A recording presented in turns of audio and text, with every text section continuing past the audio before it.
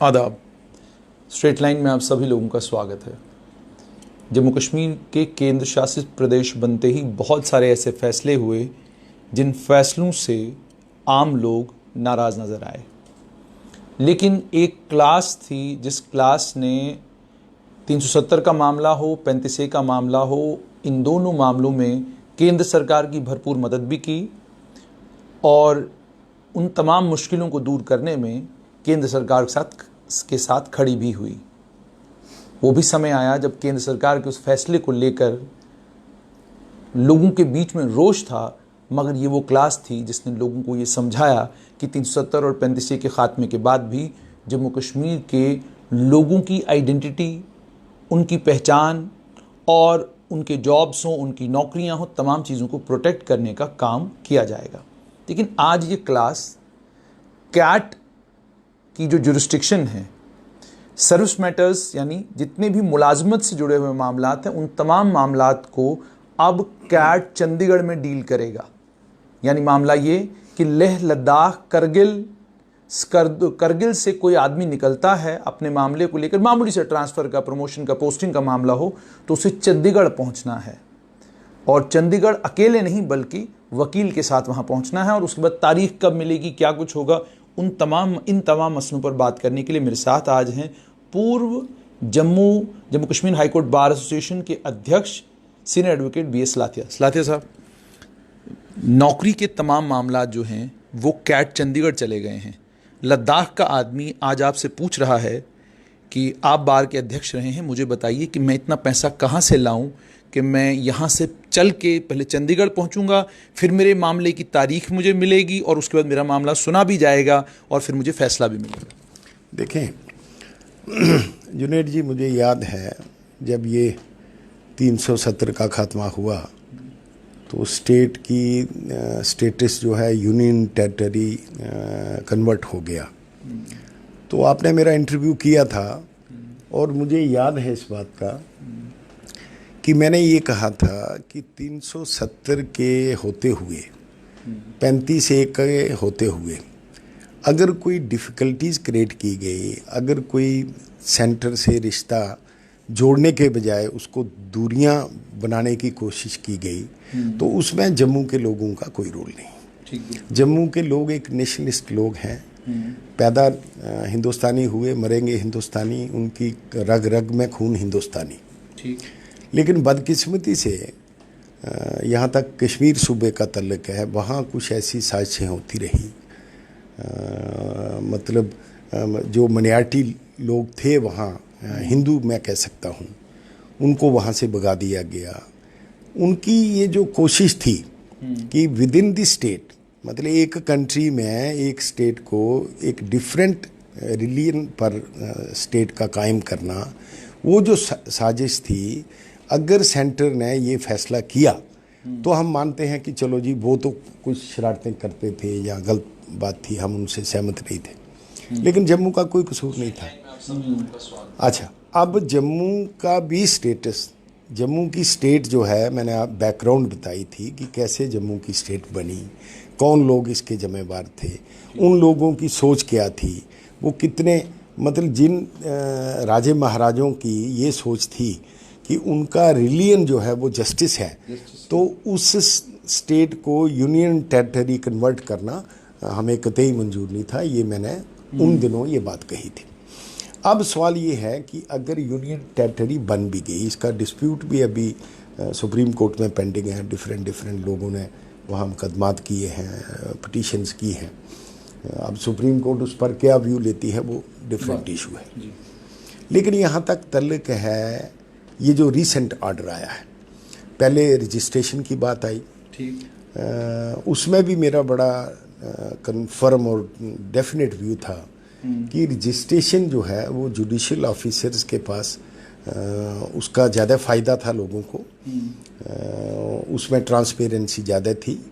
और 2011 में भी एक अटेम्प्ट की गई थी, हमने उसको भी नहीं चलने दिया और बाकायदा एक एजिटेशन भी कुछ दिनों के लिए हुई, घराव किए गए। उसके बाद आप कोर्ट में भी गए और उसके बाद देखें, मुझे अभी भी याद है जस्टिस कलीफुल्ला हमारे चीफ जस्टिस थे, उन्होंने पूरी इनपुट लेके रजिस्ट्रार जुडिशल से कि भाई ये क्या मसला क्या है, लोग क्या, वकील क्या चाहते हैं मुखला। तो उन्होंने उस चीज़ को, इशू को एक पब्लिक इंटरेस्ट लिटिगेशन ट्रीट करके तो 3 जज बेंच को रेफ़र किया और वो स्टे किया गया। आज दिन तक वो स्टे किताबों में चल रहा है, फाइल में चल रहा है।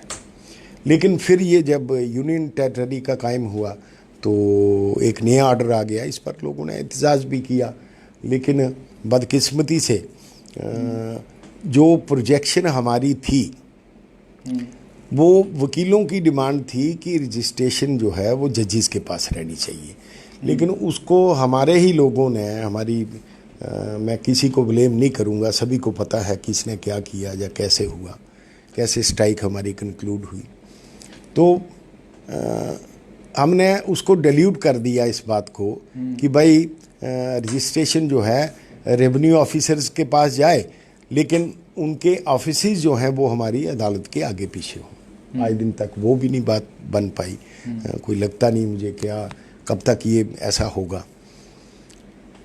वो डायरेक्ट एक वकीलों के पेट पर समझे डाका डालने वाली बात थी, जो मेरा मानना है। मैं उस दिन पहले जब एजिटेशन चलती थी तब भी मेरा ये व्यू था, आज भी मेरा ये व्यू है। अब देखें, उससे हम बाहर नहीं आए, अभी उससे हम बाहर नहीं निकल पाए अभी तक। तो ये दूसरी बात आ गई कि सेक्शन 18 है हमारे सेंट्रल एडमिनिस्ट्रेटिव ट्रिब्यूनल की, ये 1985 में बना। तो उस समय ये हमारे पुलिस ऑफिसर्स हैं, मसूद एडीजीपी जो रिटायर हुए, खुडा साहब, इनकी लिटिगेशन चली और अल्टीमेटली हाई कोर्ट ने केसेस की जो जाने की बात थी कि भाई ट्रिब्यूनल के पास जाना चाहिए, उन्होंने उसको रोक लगा दी। क्योंकि उस समय ये उनका व्यू था कि 370 के रिगर्स जो हैं उनके थ्रू ये एक्सटेंशन नहीं हुई है इस लॉ की, इसलिए हम इसको नहीं मानते हैं, तो एप्लीकेबल नहीं है। अब जब ये यूनियन टेरिटरी हमारा स्टेटस आ गया, तो मेरा ये यकीन था कि जो लोग इस समय पावर में हैं, जो लोग रिस्पॉन्सिबल हैं इस नोटिफिकेशन को इशू करने में, वो इस बात का ज़रूर ध्यान रखेंगे कि लद्दाख का रीजन देखें कहाँ तिब्बत से जाके बॉर्डर लगता है, किश्तवाड़ का, बिल्कुल किश्तवाड़ का देखें कहाँ बॉर्डर लगता है, पुंछ राजौरी देखें कहाँ जाके हम, या रियासी के दूर दराज, ठीक है ना। मतलब इतना हिली टेरेन और गरीब गुरबा लोग हैं। और अब एक क्लास 4 आदमी आप देखें, किश्तवाड़ के कहाँ मड़वा दर्शन है, वहाँ के एक क्लास 4 आदमी मुलाजिम की अगर कोई तकलीफ़ है, वो एक वकील करेगा, यहाँ से चंडीगढ़ जाएगा, उसका रहने का इंतज़ाम करेगा, उसकी फ़ीस भी देगा, तो ये पॉसिबल ही नहीं है। और करीब करीब हमारी दोनों विंग्स में, जम्मू और श्रीनगर विंग में, मेरा ख्याल है 40,000 से ज़्यादा ही केस होंगे जो भी पेंडिंग हैं जो अभी यहाँ पेंडिंग है। और उनको नेचुरली जब ये नोटिफिकेशन आई, अब जुरिस्डिक्शन आ गई हमारी चंडीगढ़ बेंच की। चंडीगढ़ बेंच में उन्होंने 5 स्टेट्स, जो जैसे हिमाचल है, पंजाब है, हरियाणा है, यूनियन टेरिटरी चंडीगढ़ है, हमारी 2 यूनियन टेरिटरी हैं, इन सभी के केसेस जो हैं वो चंडीगढ़ बेंच को सुनाई करेगा। अब यहाँ के लोगों की तकलीफ़ और बढ़ गई। उम्मीद तो ये थी कि जो भी हो रहा है उससे लोगों के जो खुशहाली की तरफ हम बढ़ेंगे, लेकिन वकीलों के पेट पर तो डाका डाला ही डाला है। पूरी स्टेट के जो वकील हैं आज एग्रीव्ड हैं इस बात के। इनको कम से कम ये चाहिए था कि अगर इन्होंने ये इम्प्लीमेंटेशन करनी थी इसकी, सेंट्रल एडमिनिस्ट्रेटिव ट्रिब्यूनल एक्ट की, तो कम से कम ये एक विंग उधर बना देते श्रीनगर में, एक विंग जम्मू बना देते, हमें चंडीगढ़ ले जाने की क्या ज़रूरत थी। क्या इनकी दिमाग में ये बात नहीं आई कि यहाँ के लोग, गरीब गुरबा लोग जो हैं, वो चंडीगढ़ कैसे जाएंगे, कैसे मैनेज करेंगे, कैसे वकील करेंगे। तो ये जो बातें हैं, ये सेंट्रल गवर्नमेंट ने नोटिफिकेशन इशू करने से पहले इनको ये सोचनी चाहिए थी। कम से कम वकील क्लास जो डायरेक्टली अफेक्टेड है, इससे वकील क्लास तो डायरेक्टली अफेक्टेड है ही है, उसके साथ साथ जो लिटिगेंट सेक्शन है जो गरीब गुरबा लिटिगेंट है वो भी उतना ही बेचारा मजबूर है। सर सिर्फ यहाँ आपसे समझना चाहता हूँ कि जितने इस वक्त सर्विस मैटर्स हाई कोर्ट में हैं, मिसाल के तौर पे किसी की ट्रांसफ़र का मामला है, किसी की प्रमोशन है, पोस्टिंग है, और अलग अलग सर्विस मैटर्स और जो बाकी सारे हैं, किसी का मेडिक्लेम का है, किसी का इंश्योरेंस की परेशानी है, क्या आज के दिन में हम ये मान लें कि आने वाले कुछ दिनों में ये सारे केसेस अब हाई कोर्ट नहीं सुनेगी, सब्सिक्वेंट कोर्ट्स नहीं सुनेंगी, ये सीधे मामले अब कैट चले जाएंगे और ये सारे केसेस वहाँ ट्रांसफ़र हो जाएंगे, या कोर्ट ये सब सुनेगी और नए केसेस वहाँ जाएंगे? मैं देखे ना, इसमें प्रोविज़न है, इसी एक्ट में प्रोविज़न है कि पेंडिंग केसेस जो हैं वो सारे ट्रांसफ़र हो जाएंगे।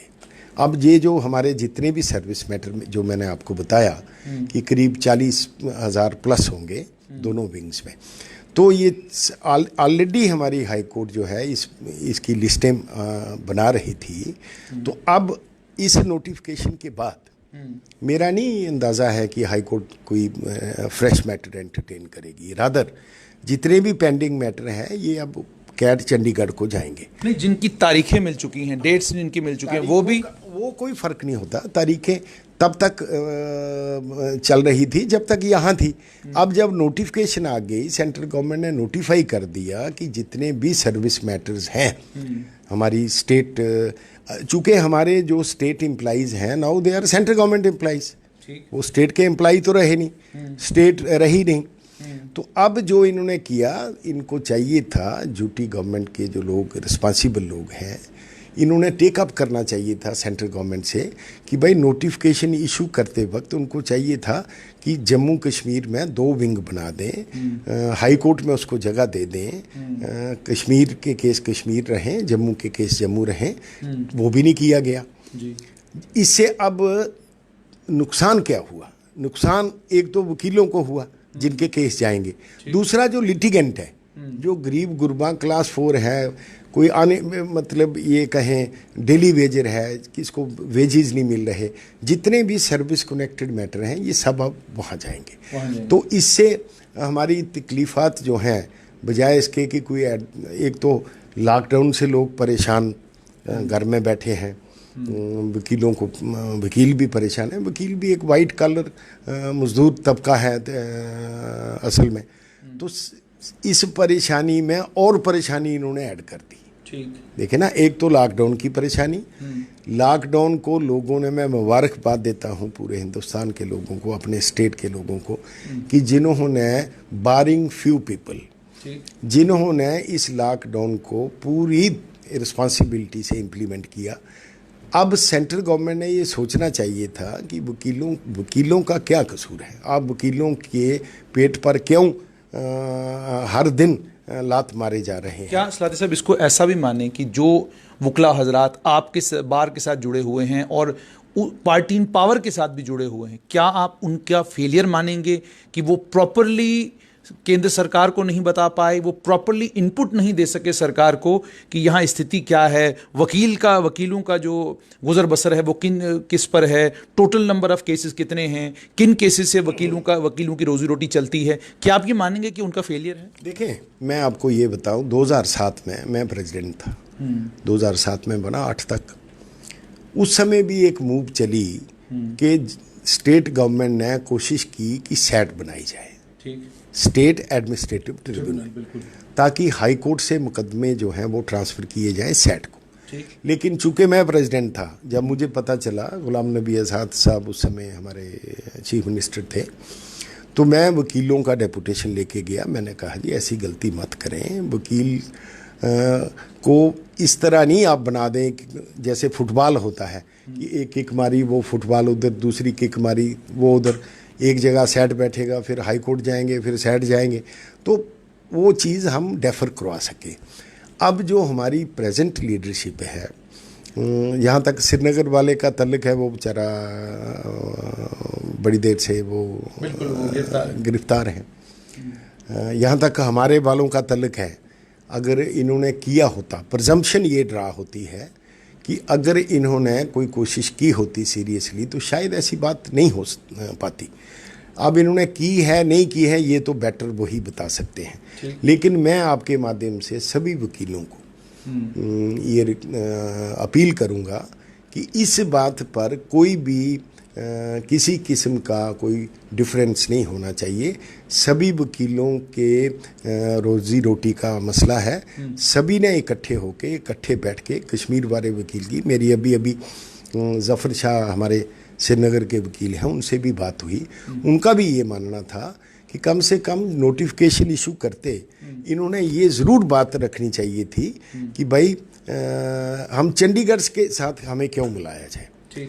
मतलब इतनी दूर 600 किलोमीटर अपना केस एक क्लास 4 का लेके जाना पॉसिबल ही नहीं है। तो बेटर ये था कि सेंट्रल गवर्नमेंट ही अपनी विजडम में लोगों को, अगर वो चाहते हैं कि वकीलों को राहत मिले, लोगों को राहत मिले, तो उनको चाहिए था कि नोटिफिकेशन करते कि श्रीनगर भी इसका कैट का बेंच बैठेगा परमानेंटली और जम्मू में भी बैठेगा, और हाई कोर्ट के अंदर अगर जगह हो सके चीफ जस्टिस साहिबा से बात करके, अगर नहीं हो तो कहीं आसपास करके, तो ऐसी इन्होंने बात करनी चाहिए थी। लेकिन बड़ा अफसोस की बात है कि इनको पता नहीं क्यों। जी सर, एक चीज़ और आपसे जानना चाहूँगा, कहीं ऐसा तो नहीं है कि जब आप हिमाचल की बात करते हैं, चंडीगढ़ की बात करते हैं, हरियाणा की बात करते हैं, इन सारी स्टेट्स की आप बात कर रहे हैं, चंडीगढ़ की यूटी की बात कर रहे हैं, पंजाब की बात आप कर रहे हैं, क्या केंद्र सरकार को यहाँ के हमारे जो बुकला हजरात हैं या बाकी इंटेलेक्चुअल तबका है या ब्यूरोक्रेट्स हैं, क्या उन्होंने ये नहीं बताया होगा कि जम्मू कश्मीर में सबसे बड़ा एम्प्लॉयर जो है वो स्टेट है। यहाँ आपके पास ना तो इंडस्ट्री बड़ी एम्प्लॉयर है, ना उसके अलावा प्राइवेट सेक्टर में एम्प्लॉयमेंट है। मैक्सिमम एम्प्लॉयमेंट आपकी गवर्नमेंट सेक्टर में है, इसलिए मैक्सिमम केसेस भी आपके सर्विस मैटर के ही केसेस हैं। क्या आपको लगता है कि ये इनपुट जो है गया ही नहीं है और उन्हें लग रहा है कि जो पंजाब की पोजीशन है वही जम्मू कश्मीर की पोजीशन है, जो हिमाचल की पोजीशन है वही जम्मू कश्मीर की पोजीशन है, शायद उसी के चलते ये फैसला किया गया हो? देखें, यहाँ तक कि हिमाचल और पंजाब हरियाणा का तल्लक है। पंजाब हरियाणा की आए दिन तक हाई कोर्ट एक है, चंडीगढ़ में है, उनको ज़्यादा फर्क नहीं पड़ता। अगर उनके केस वहाँ कैट भी उनके साथ ही है, हाई कोर्ट के साथ है। यहाँ तक कि हिमाचल का तल्लक है, हिमाचल की स्टेट गवर्नमेंट है, ये उनकी समझ के तई कि स्टेट गवर्नमेंट तो कॉम्पिटेंट है सेट बनाने की। अब उन्होंने क्यों नहीं बनाई, ये वो आंसरेबल है, उनको भी कोई ज़्यादा फिक्र नहीं होगा लोगों का। यहाँ तक तल्लक है यूनियन टेरिटरी, तो चंडीगढ़ यूनियन टेरिटरी की हाई कोर्ट भी वहीं पे है, उनको फर्क नहीं पड़ता। पंजाबियों को भी फर्क नहीं पड़ता, हरियाणा का भी पास में है, उनको कोई फर्क नहीं पड़ता। लेकिन यहाँ तक JNK का तल्लक है। JNK में मेरा ख्याल है 3 लाख से ज़्यादा मुलाजिम है, ठीक है ना, और उनमें से 3 लाख में से नॉन गस्टेड क्लास 4 कितने लाखों की तादाद, मेजॉरिटी वही है। अब इनकी तकलीफ जो है, इनकी छोटी सी बात देखें ना, जो एम्प्लॉयर है, आज एम्प्लॉयर के पास एक बात आ गई कि भाई एम्प्लॉय को तंग भी करेगा तो क्या कर लेगा, कहाँ जाएगा चंडीगढ़, कहाँ अफोर्ड कर सकेगा ये। तो ये लोगों के हित की बात नहीं है, ना मेरा फर्म व्यू है कि ना वकीलों के हक की बात है ये, ना ही जो हमारे गरीब गुरबा एम्प्लॉइज़ हैं उनके हक की बात है।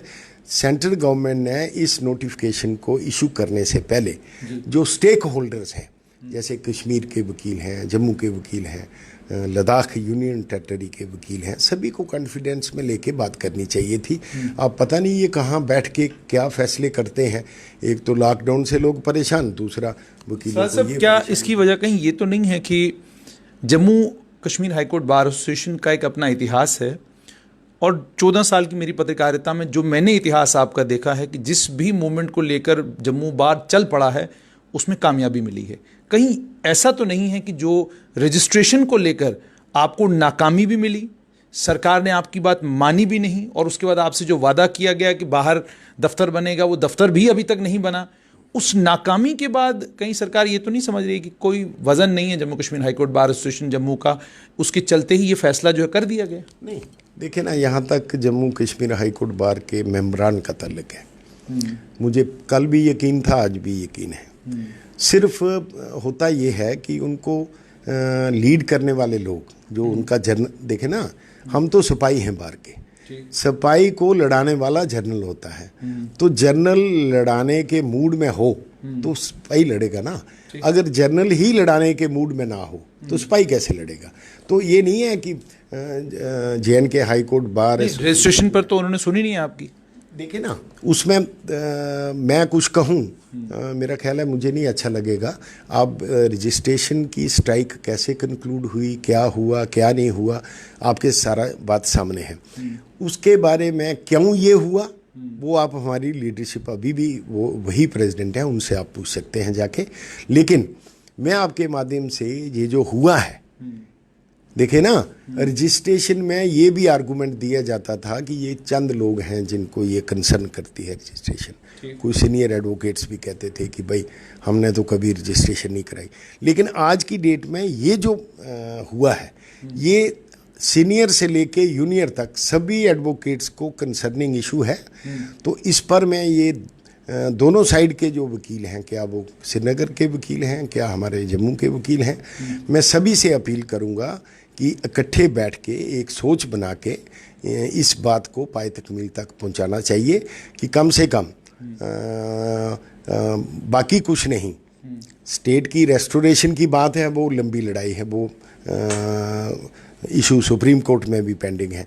लेकिन ये लड़ाई हम बिल्कुल लड़ सकते हैं और we are well within our right कि भाई कम से कम जो सेट है, जो कैट आपने बनाई है, उसका एक बेंच जम्मू रखें, एक श्रीनगर रखें, और वो भी हाई कोर्ट के प्रीमिसेस में होना चाहिए, चीफ जस्टिस साहिबा से बात करके। अच्छा सलाती साहब, एक और चीज़ आपसे जानना चाहूँगा कि जम्मू के हित की बात हो, जम्मू के वकीलों के हित की बात हो, या वो बात हो जिस बात से जम्मू को फ़ायदा होता हो। अक्सर ये देखा गया है, हरियाणा हो, महाराष्ट्र हो, गुजरात हो, कोई भी हमारा प्रदेश हो देश का, उस देश का मुख्यमंत्री या उस देश के जिम्मेदार लोग या उस देश की जिम्मेदार पार्टी जब अपने प्रदेश के लिए कोई किसी भी किस्म का कोई बेनिफिट, किसी भी किस्म को कोई फ़ायदा या किसी भी किस्म की कोई रिलैक्सेशन स्टेट के लिए लेकर आती है, तो छाती अपनी पीठ थपथपाती है और सबको बोलती है कि ये रिलैक्सेशन हमने केंद्र सरकार से आपके लिए लाई।